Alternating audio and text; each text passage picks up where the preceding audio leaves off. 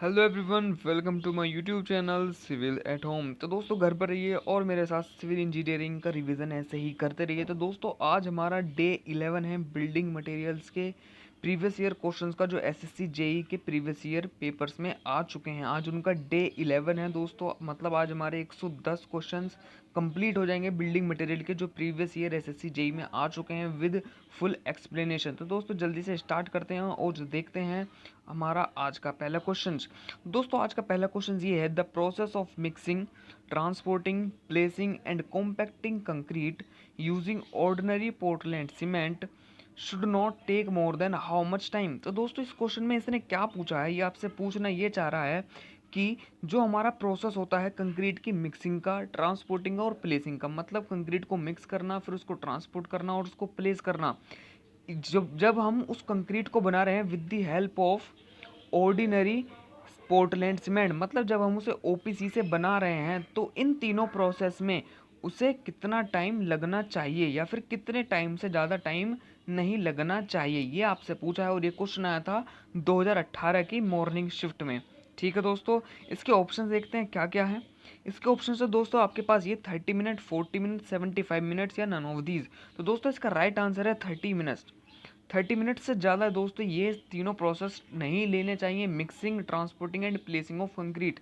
ठीक है दोस्तों, आपको पता है अगर हम लॉन्ग ट्रांसपोर्ट, अगर हमारा लॉन्ग डिस्टेंस है या फिर हमारी ज़्यादा डिस्टेंस है, तो हम उसमें ट्रांसपोर्ट करने के लिए दोस्तों क्या मिक्स कर देते हैं, शुगर मिक्स कर देते हैं, जो किसका काम करता है, जो हमारा रिटार्डर का काम करता है, या फिर उसमें जिप्सम भी मिक्स कर देते हैं जो रिटार्डर का काम करता है। ठीक है दोस्तों, यहाँ पर ये आपको बात समझ में आई। ऑर्डिनरी पोर्टलैंड सीमेंट की शॉर्ट फॉर्म दोस्तों भी आपको पता थी, मैंने क्या बताया, ओपीसी होती है। ठीक है दोस्तों, ऑर्डिनरी पोर्टलैंड सीमेंट का जो दोस्तों हमारी क्या होती है, इनिशियल सेटिंग टाइम जो होता है, उसे भी याद रखिए, इनिशियल सेटिंग टाइम कितना होता है, 30 मिनट होता है ओपीसी का। ठीक है दोस्तों, यही रीज़न है कि जब भी हम ओपीसी से बनाते हैं तो ये 30 मिनट से ज़्यादा नहीं लेना चाहिए टाइम। ठीक है दोस्तों, यहाँ पर ये सारे डाउट क्लियर हुए फुल एक्सप्लेनेशन के साथ। अगला क्वेश्चन देखते हैं, क्वेश्चन नंबर 2 आज का हमारा क्या है दोस्तों, What do we need to do while designing an air entrained concrete. ये आपसे दोस्तों पूछ रहा है, एयर एंट्रेंड कंक्रीट जब हम बनाते हैं तो हमें इन चीज़ों में से किस चीज़ की आवश्यकता है या फिर किस चीज़ की हमें नीड होती है।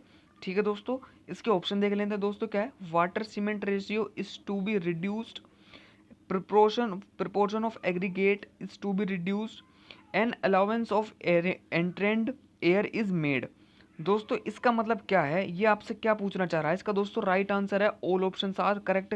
एयर एंट्रेनिंग दोस्तों क्या होता है, एयर एंट्रेनिंग कंक्रीट क्या होता है, जो दोस्तों हम कंक्रीट बनाते हैं with the help of air entraining agents जो होते हैं, उनसे हम कंक्रीट बनाते हैं। तो क्या होता है दोस्तों, उसमें क्या हो जाता है, वो एयर एंट्रेनिंग एजेंट जो हम मिक्स करते हैं कंक्रीट के अंदर, वो उसके अंदर उसका लेस वेट कर देता है, वेट को कम कर देता है एयर एंट्रेनिंग एजेंट। दोस्तों जो बात बता रहा हूँ ध्यान से सुनते रहिए, एयर एंट्रेनिंग एजेंट क्या करता है, वेट को कम कर देता है, उसमें वाटर के अमाउंट को रिड्यूस कर देता है। ठीक है दोस्तों, उसके अंदर क्या करता है, कंक्रीट के अंदर बबल्स बना देता है, जिससे क्या होता है, उसके अंदर हमारी वाटर की अमाउंट कम हो जाती है, वेट लेस हो जाता है, वेट कम हो जाता है दोस्तों कंक्रीट का, और उसकी स्ट्रेंथ थोड़ी इंक्रीज हो जाती है। ठीक है दोस्तों, ये काम करता है रेंटरिंग एजेंट जब भी हम बनाते हैं। तो दोस्तों यही सारी चीज़ें इसमें हमें पता होनी चाहिए। तो दोस्तों इसका राइट ऑप्शन क्या है, all option are correct. Question number 3 देखते हैं दोस्तों, आज का क्वेश्चन नंबर 3 क्या है दोस्तों, इसी तरीके से मैं सारे रिवीजन कराता जा रहा हूँ। चैनल को सब्सक्राइब और शेयर करना दोस्तों बिल्कुल ना भूलें। सारे जिसके भी सब्जेक्ट के आपको सब्जेक्ट की, लेक्चर की या रिवीजन की रिक्वायरमेंट आप मुझे कमेंट बॉक्स में कर सकते हैं। वैसे मैं आप लोगों के लिए सोइल मैकेनिक्स और सोइल मैकेनिक्स के रिवीजन की सीरीज भी कंटिन्यूस कर रहा हूँ। ठीक है दोस्तों, आप उसे भी देख सकते हैं, उन सबका लिंक मैंने आपको नीचे डिस्क्रिप्शन में दे दिया है। आज का क्वेश्चन नंबर 3 देखते हैं दोस्तों, the ratio of various ingredient cement sand aggregate in concrete of grade M200। दोस्तों याद रखिए M20। सबसे पहली बात दोस्तों, M200 का मतलब यहाँ पर क्या है, M दोस्तों यहाँ पर क्या शो कर रहा है, M यहाँ पर शो करता है मिक्स, और 200 क्या होता है दोस्तों, या 220 या 40 यहाँ पर कुछ भी हो सकता है, वो क्या शो करता है, वो शो करता है करेक्टरिस्टिक स्ट्रेंथ ऑफ कंक्रीट। इसका मतलब दोस्तों क्या होता है, ये करेक्टरिस्टिक स्ट्रेंथ क्या होती है दोस्तों, वो होती है जो आफ्टर 28 डेज अगर हम क्यूब टेस्ट करें उस कंक्रीट का, जैसे मान लिया, अगर हम मान लीजिए अगर हम M200 का हमने क्या बनाया है, सीमेंट, या फिर हमने कास्ट किया है कंक्रीट M200 का, तो दोस्तों आफ्टर 28 डेज जो उसकी स्ट्रेंथ आनी चाहिए क्यूब की, जो हम टेस्ट कर रहे हैं उनके 95% जो क्यूब होने चाहिए, उनकी जो हमारी स्ट्रेंथ आनी चाहिए वो 200 या 200 से ज़्यादा आनी चाहिए। ठीक है दोस्तों, यही होती है हमारी करेक्टरिस्टिक स्ट्रेंथ। 200 का मतलब क्या है, 200 न्यूटन पर mm स्क्वायर उसकी स्ट्रेंथ होनी चाहिए आफ्टर 28 डेज। दोस्तों यहाँ पर ये बात आपको क्लियर हुई। अब वो आपसे पूछना चाह रहा है कि इसके क्या रेशियो होना चाहिए M200 का। तो दोस्तों इसका ऑप्शन देखते हैं, ऑप्शन क्या है। ऑप्शन दोस्तों ओनली ए जो 1 to 4 है, only B 136, both A and B या नन ऑफ दी। तो दोस्तों इसका राइट आंसर क्या है, नन ऑफ दीज। मतलब हम जो इसके रेशियो में पता होते हैं वो अप्रोक्स 125 या 120 तक ही पता होते हैं, उसके बाद हमें रेशियो पता नहीं होते, उसके बाद हमें ये डिज़ाइन करना पड़ता है। ठीक है दोस्तों, यहाँ पर ये बात क्लियर हुई आपकी। एक बात और दोस्तों, जब भी हम डिज़ाइन करते हैं, जैसे इसमें रेशियो दिया है सीमेंट, सैंड और एग्रीगेट, अगर हम लाइम कंक्रीट बनाते हैं तो दोस्तों यहाँ पर क्या होता है, सीमेंट, लाइम और एग्रीगेट होता है। ठीक है दोस्तों, क्वेश्चन नंबर 4 देखते हैं आज का। क्वेश्चन नंबर 4 क्या है हमारा, क्वेश्चन नंबर 4 है दोस्तों आज का, देखते हैं। क्वेश्चन नंबर 4 दोस्तों ये है कि इसने डैश आपको दे दिया और ये आपको फिल करना है। इसमें क्या पूछा गया है, dash are use to press mortar and spread it uniformly. मतलब जो हमारा एक इंस्ट्रूमेंट वो आपसे पूछ रहा है, जो भी हमारा मोर्टार है उसको प्रेस करने के लिए और उसको यूनिफॉर्मली स्प्रेड करने के लिए, यूनिफॉर्मली फैलाने के लिए यूज़ करते हैं, ये आपसे पूछ रहा है। तो दोस्तों इसके राइट आंसर क्या है, ट्रॉवल, एल्यूमिनियम रोड, फ्लोट्स और ब्रश। तो दोस्तों सबसे पहली बात, बहुत लोग कंफ्यूज हो जाते हैं ट्रॉवल्स में।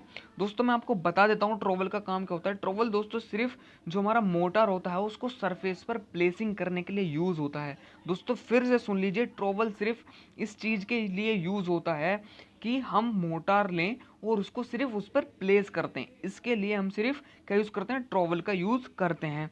एल्यूमिनियम रोड दोस्तों आपने देखी होगी, जो लंबी सी एक रोड होती है एल्यूमिनियम रोड, वो किस चीज़ के लिए, जो हमारा मैसन होता है वो किस चीज़ के लिए यूज़ करता है, वो इस चीज़ के लिए यूज़ करता है जब भी हम प्लास्टरिंग करते हैं। जो अगर प्लास्टरिंग एक्सटेंड हो जाती है या फिर प्लास्टर थोड़ा ज़्यादा आता है, उस प्लास्टर को यूनिफॉर्म करने के लिए, जो उस पर फालतू प्लास्टर है उसको हटाने के लिए हम एल्यूमिनियम रोड का यूज़ करते हैं।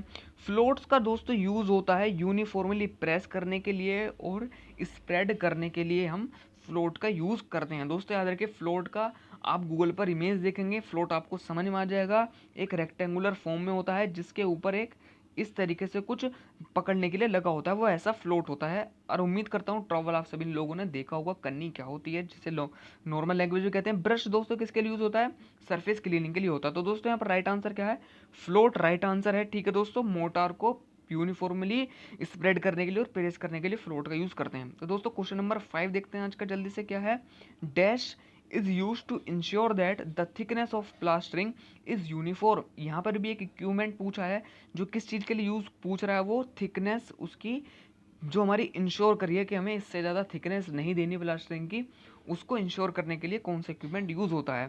तो दोस्तों यहाँ पर देख लीजिए, ये भी ऑप्शन दिया बुल पॉइंट। मैं आपको बुल पॉइंट के बारे में बताता हूँ। बुल पॉइंट दोस्तों एक इस तरीके से इक्विपमेंट होता है जिसकी आगे से थोड़ी नुकीला होता है। ठीक है दोस्तों, इस तरीके का इक्विपमेंट होता है जो किस चीज़ के लिए होता है, ब्रिक के अंदर होल करने के लिए यूज़ होता है। पिवोट पॉइंट दोस्तों यूज़ होता है किसके लिए, पिवोट पॉइंट इसी ही चीज़ के लिए यूज़ होता है कि हम चेक करें कि उसकी जो थिकनेस है प्लास्टरिंग की वो इतनी ही हो जितनी हमें उसमें लगानी हो, उससे ज़्यादा ना हो। और बुल मार्क क्या होता है, बुल मार्क भी दोस्तों इसी तरीके का इक्विपमेंट होता है।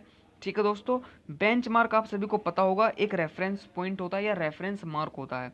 ठीक है दोस्तों, उसके बाद देखते हैं क्वेश्चन नंबर 6। आज का हमारा क्वेश्चन नंबर 6 क्या है, the size of commonly used specimen for compression test of concrete. दोस्तों सबसे पहली बात, क्वेश्चन सुन के बिल्कुल भी हमें कंफ्यूज नहीं होना है। इसमें क्या पूछा है, कंप्रेसिव स्ट्रेंथ ऑफ कंक्रीट, ना कि कंप्रेसिव स्ट्रेंथ ऑफ सीमेंट। बिल्कुल भी दोस्तों हमें कंफ्यूज नहीं होना है। इसमें क्या पूछ रहा है, अब हमें कंप्रेशन टेस्ट ऑफ कंक्रीट के बारे में बताना है यहाँ पर। तो दोस्तों देखते हैं, कंप्रेशन टेस्ट ऑफ कंक्रीट के लिए सभी को पता होगा 150 बाई 150 इंटू 150 mm का जो हम बॉक्स लेते हैं हमारा, वो किसके लिए यूज़ करते हैं, वो हम यूज़ करते हैं कंक्रीट की स्ट्रेंथ के लिए, कंप्रेसिव स्ट्रेंथ के लिए। मतलब इसकी ये वाली चीज़ भी 150, ये वाली चीज़ भी 150 और इसकी ये वाली चीज़ भी 150। ठीक है दोस्तों, यहाँ पर आपको समझ में आई। अब एक बात और बता देता हूँ, जो कंप्रेशन टेस्ट के लिए यूज़ होता है किसके लिए, यहाँ पर सीमेंट के लिए कौन सा साइज का यूज़ होता है। दोस्तों इसमें जो कोड में दिया होता है वो 70.6 mm का दिया होता है। 70.6 mm का हम बॉक्स यूज करते हैं। ठीक है दोस्तों, किसके लिए? कंप्रेशन टेस्ट ऑफ सीमेंट के लिए। ठीक है दोस्तों, यहाँ पर दो चीज आपकी क्लियर हुई। क्वेश्चन नंबर 7 देखते हैं दोस्तों आज का। क्वेश्चन नंबर 7 क्या है हमारा? Bleeding is good to an extent if it occurs when concrete is. ये आपसे पूछ रहा है कि ब्लीडिंग कब अच्छी होती है? जब हम कंक्रीट को क्या कर रहे हैं, कंक्रीट को डैश कर रहे हैं। दोस्तों सबसे पहली बात, ब्लीडिंग सुनकर हमें क्या दिमाग में आना चाहिए? ब्लीडिंग दोस्तों क्या होती है? ब्लीडिंग वो होती है जब भी हमारा फ्रेशली मिक्स कंक्रीट होता है, उसके ऊपर जो हमारा वाटर आ जाता है सरफेस के ऊपर, सरफेस के ऊपर एक्सटेंड अमाउंट में जो वाटर ऊपर आ जाता है, उसे ही हम क्या कहते हैं? उसे ही हम कहते हैं ब्लीडिंग ऑफ कंक्रीट। तो ये पूछ रहा है ब्लीडिंग ऑफ कंक्रीट कहाँ पर गुड होती है, किस प्लेस पर होती है? कंक्रीट को जब हम क्या कर रहे हैं, जब हम उसे ट्रांसपोर्ट कर रहे हैं, मिक्स कर रहे हैं, प्लास्टिक स्टेज में है जब वो अपनी, या फिर उसे प्रेस कर रहे हैं। सबसे पहली बात दोस्तों, जब हम कंक्रीट को प्लेस कर रहे हैं जब ब्लीडिंग अलाउ कर सकते हैं। अदरवाइज जब ट्रांसपोर्ट कर रहे हैं या फिर मिक्स कर रहे हैं, वहाँ पर हम बिल्कुल भी अलाउ नहीं करेंगे, क्योंकि वहाँ पर हमारी स्ट्रेंथ, जब प्लेस होने से पहले अगर हमारी ब्लीडिंग हो जाएगी तो वहाँ पर उसकी स्ट्रेंथ कम हो सकती है। ठीक है दोस्तों, जो हमारी रिक्वायर स्ट्रेंथ होती है वो कम हो सकती है। क्वेश्चन नंबर 8 देखते हैं दोस्तों आज का। क्वेश्चन नंबर 8 क्या है?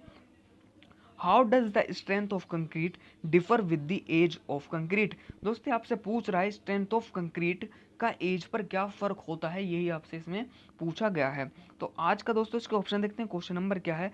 क्या एज के साथ जो हमारी स्ट्रेंथ ऑफ कंक्रीट होती है वो इंक्रीज होती है, क्या वो डिक्रीज होती है, क्या उस पर कोई इफेक्ट नहीं पड़ता, या फिर पहले इंक्रीज होती है फिर डिक्रीज होती है? इसका राइट आंसर दोस्तों क्या है? इसका राइट आंसर है पहले इंक्रीज होती है हमेशा। वो क्यों होती है दोस्तों, मैं आपको बता देता हूँ। क्योंकि जो हमारा कंक्रीट होता है, कंक्रीट के अंदर आप लोगों ने सुना होगा हाइड्रेशन प्रोसेस ऑलवेज चलता रहता है। हाइड्रेशन प्रोसेस से दोस्तों क्या होता है? हाइड्रेशन प्रोसेस से हमेशा वो लाइफ लॉन्ग जो हमारा कंक्रीट होता है वो हमारा क्या करता है? स्ट्रेंथ गेन करता रहता है। ठीक है दोस्तों, इसी वजह से जो हमारी कंक्रीट होता है उसकी strength with respect to time वो हमेशा इंक्रीज होती रहती है। जैसे जैसे टाइम इंक्रीज होता जाएगा वैसे वैसे ही उसकी स्ट्रेंथ भी इंक्रीज होती जाएगी। आज का क्वेश्चन नंबर 9 देखते हैं दोस्तों। क्वेश्चन नंबर 9 क्या है?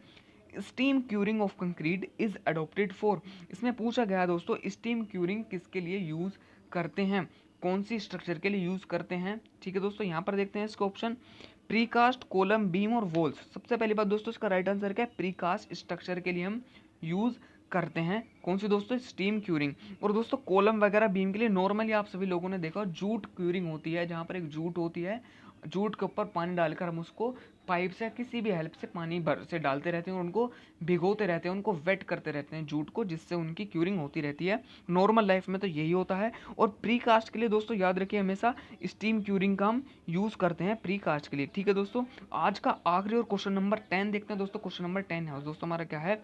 In small works concrete is transported using. Small works जो होते हैं दोस्तों हमारे, उनके अंदर कंक्रीट किसकी हेल्प से ट्रांसपोर्ट होता है? दोस्तों यहाँ पर देखते हैं कन्वेयर बेल्ट की हेल्प से होता है, पंप की हेल्प से होता है, पेन की हेल्प से होता है, बकेट की हेल्प से होता है। दोस्तों इसका राइट आंसर क्या है? पेन। जो जनरली जो इसका राइट आंसर है दोस्तों पेन है। पेन आप सभी लोगों ने देखा होगा, कुछ इस तरीके का होता है, रेक्टेंगुलर शेप में भी होता है, सर्कुलर शेप में भी होता है, किसी भी शेप का एक पेन हो सकता है, जिसे नॉर्मल लैंग्वेज में जहाँ तक मैंने सुना है उसे तसला भी कहते हैं नॉर्मल लैंग्वेज में। तो वही यूज़ होता है किसके लिए? स्मॉल वर्क के लिए, कंक्रीट के ट्रांसपोर्ट के लिए यही यूज़ होता है। कन्वेयर बेल्ट और पंप आपको पता होगी, पंप अप्रोक्सीमेट वहाँ पर यूज़ होता है जहाँ पर हमारा हाई राइज बिल्डिंग के लिए पंप का यूज़ करते हैं। और कन्वेयर बेल्ट दोस्तों उसके लिए यूज़ करते हैं जहाँ पर हमारी कंक्रीट कहीं और बन रहा होता है, जो उनके बीच अप्रोक्स 200 मीटर का गैप होता है हमारा, 200 मीटर और 100 मीटर का गैप होता है, वहाँ पर हम कन्वेयर बेल्ट का यूज़ करते हैं। ठीक है दोस्तों, थैंक यू फॉर दोस्तों वॉचिंग। अगर आपको वीडियोस अच्छी लगी हो तो प्लीज़ अपने फ्रेंड के साथ शेयर कर दीजिए, चैनल को सब्सक्राइब कर दीजिए। Thank you for your watching, thank you for attention. Please share and subscribe with your friends. Stay at home and stay safe.